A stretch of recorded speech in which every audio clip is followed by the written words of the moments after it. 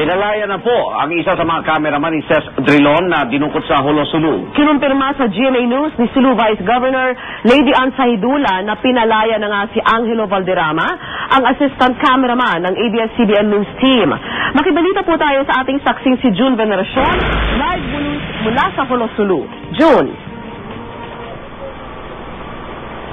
Igan, Vicky, mag-aalas 8 daw o pasado alas 8 daw ng gabi nang mapalaya si Angelo Valderrama, isa sa mga miyembro ng ABS-CBN News Team na dinukot dito sa Sulu. Pasado alas 8 ng gabi nang umalis kami sa Jolo, kasama ang Chief Negotiator at Vice Governor ng Sulu, Lady Ann Sahidula. Sa Indanan ang aming punta. Nagkalat ang pulis sa lugar.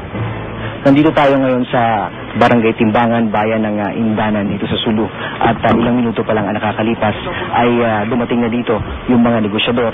At asahan daw natin na ilang minuto rin mula ngayon ay lalabas na yung isa sa mga bihag na kinuha umano ng Abu Sayyaf. Ilang oras kami naghintay. Alas 11 ng gabi nang lumabas si Vice Governor Sahidula mula sa lugar ni Indanan Mayor Alvarez Isnaji.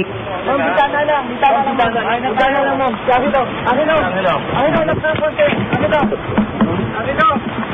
Ay, harap ka ng konti. Walang interview.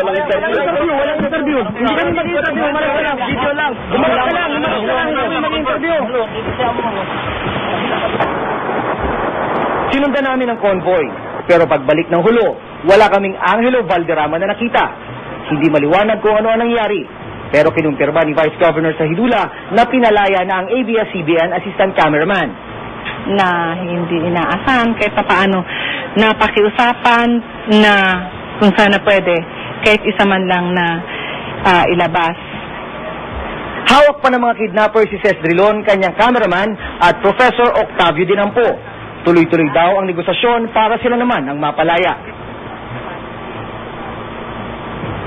Hindi pa nga lang masabi sa ngayon ng mga negosyador kung kailan nga mapapalaya sina Ses Drilon. Igan, Vicky? June, nakausapan ni Vice Governor si Ses Drilon at kung negosasyon, anong hinihingi ng grupong may hawak sa kanila? Nakausap niya. In constant communication daw siya. Kaya Ses Drilon, magandang indikasyon daw yon. Ang ibig sabihin, bukas pa yung pinto para sa mga negosasyon. Pero yung mga detalye tungkol sa mga magkano yung hinihingi, kung ano man ang mga arrangement, kung sakaling i-release siya, ay medyo tikom ang bibig doon ng mga lokal na opisyal dito sa Sulu. Maraming salamat, June Veneracion po, nagulat live mula sa Jolo, Sulu.